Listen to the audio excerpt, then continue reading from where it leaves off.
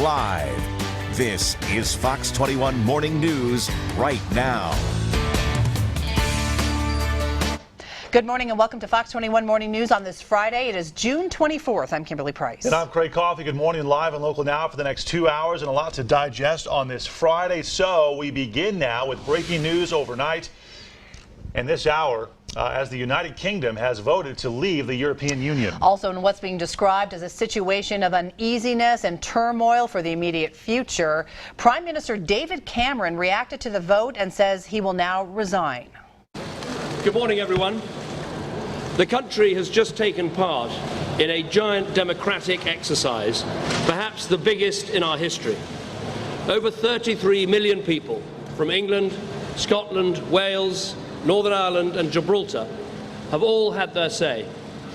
We should be proud of the fact that in these islands we trust the people with these big decisions. Now, Cameron, who was in support of the Remain campaign, went on to say that the British people have voted to leave the European Union and their will be respected. So what is next as global markets are in a state of shock this morning? So far, there have been heavy losses in Asian and European markets, and the pound has fallen to levels not seen since 1985.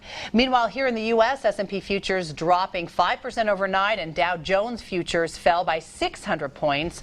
Markets in Hong Kong, Tokyo, and Sydney all dropped immediately upon opening. Experts say the separation could be complex, messy, and difficult, taking at least 2 years. Negotiations will now start on treaties and trade deals, everything from fishing to agriculture, subsidies, and financial markets and immigration.